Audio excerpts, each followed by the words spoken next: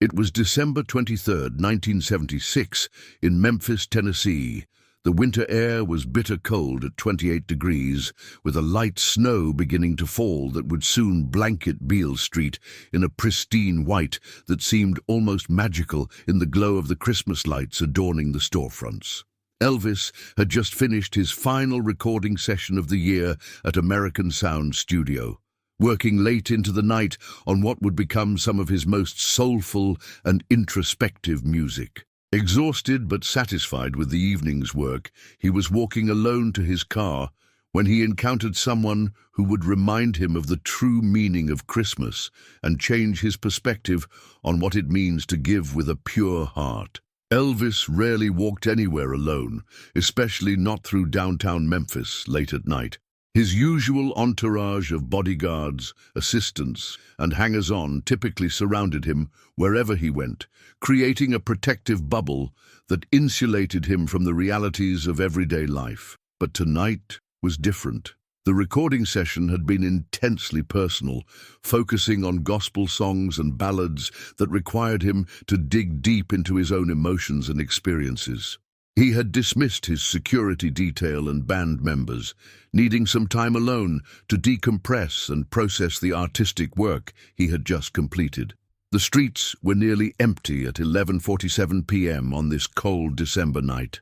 Most of the shops and restaurants along Beale Street had closed hours earlier, their owners eager to get home to warm houses and family gatherings in preparation for Christmas Eve. The only sounds were Elvis's footsteps echoing off the sidewalk and the distant hum of late-night traffic from Union Avenue. As Elvis approached the alley where he had parked his black Cadillac Eldorado, he noticed a figure huddled against the brick wall of what had once been the Orpheum Theater. At first glance, the shape looked like a pile of discarded blankets and newspapers, but as Elvis drew closer, he realized it was a man.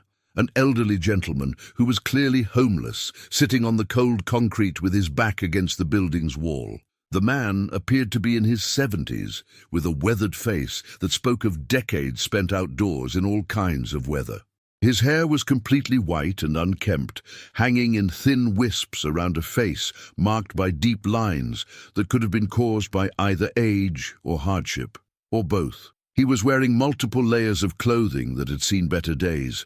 A torn overcoat that might have been brown or black originally, a knitted sweater with holes at the elbows, and pants that were patched and repatched with different fabrics.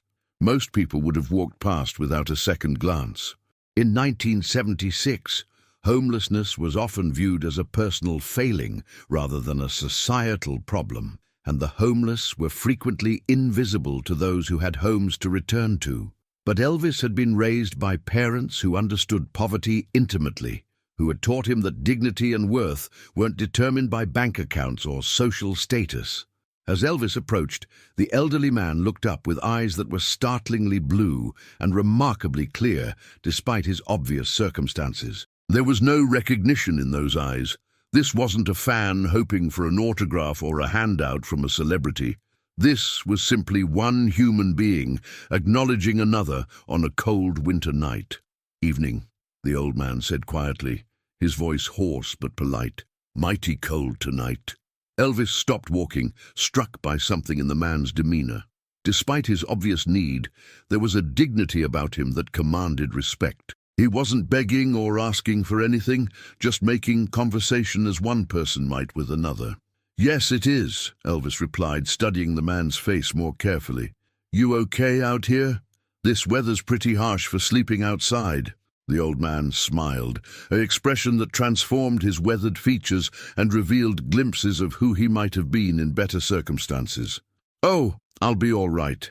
Been through worse winters than this. The good Lord's gotten me through 73 years so far. Figure he'll get me through tonight too." There was something about the man's acceptance of his situation, combined with his apparent faith and lack of self-pity, that touched Elvis deeply. Here was someone who had every reason to be bitter about his circumstances, but instead maintained a sense of hope and gratitude that put Elvis's own occasional complaints about fame and fortune into stark perspective. Elvis reached into his wallet, intending to give the man whatever cash he had on hand. But when he opened it, he discovered something that he hadn't realized. He was carrying exactly $1 bill. The recording session had run longer than expected, and he had sent his assistant home hours earlier with most of his cash to tip the studio musicians and buy dinner for the crew. All he had left was a single dollar. Not much, but everything he had in the world at that moment. For most people, $1 wouldn't have represented much of a sacrifice, but for Elvis, the act of giving away his last dollar to a stranger carried symbolic weight that went far beyond the monetary value. This wasn't charity from abundance. This was sharing from scarcity, giving when you have little yourself. Elvis pulled out the dollar bill and extended it toward the homeless man. "It's not much," he said apologetically, "but it's all I've got on me right now." The old man looked at the offered money for a long moment, then up at Elvis's face. What happened next would stay with Elvis for the rest of his life. Instead of immediately accepting the dollar, the man studied Elvis with those clear blue eyes, and slowly a look of recognition crossed his features. Not recognition of Elvis the celebrity, but recognition of something deeper. The recognition of genuine kindness from someone who could have easily walked past without stopping. "Son," the old man said quietly, "I can see in your eyes that this dollar means something to you. It's all you got right now, isn't it?" Elvis was surprised by the man's perceptiveness. "How did you know?" The old man smiled again, that same transformative expression that revealed his essential humanity beneath the rough exterior circumstances had given him. "When you've been poor as long as I have, you learn to recognize the difference between someone giving from their extra and someone giving from their need. This dollar isn't extra for you right now. This is all you got." Elvis nodded, touched by the man's insight and feeling somewhat ashamed that his financial situation was so transparent to someone he had just met. What the homeless man did next shocked Elvis completely. Instead of taking the dollar, he gently pushed Elvis's hand back toward him.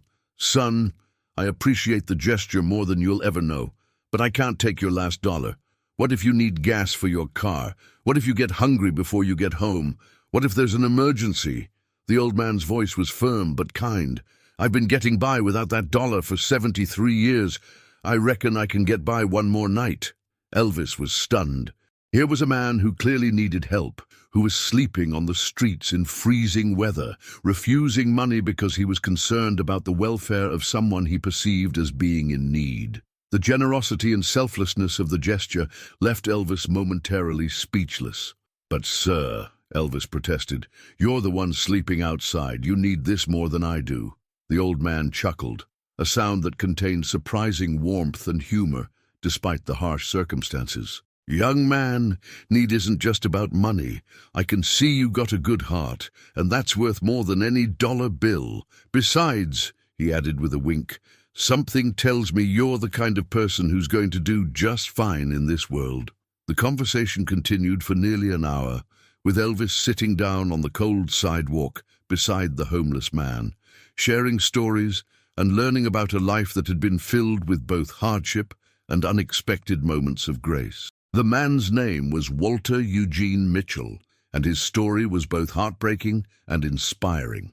Walter had been a teacher for 42 years, working in rural schools throughout Mississippi and Tennessee, dedicated to educating children whose families could barely afford to send them to school. He had never married, dedicating his life instead to his students and his community.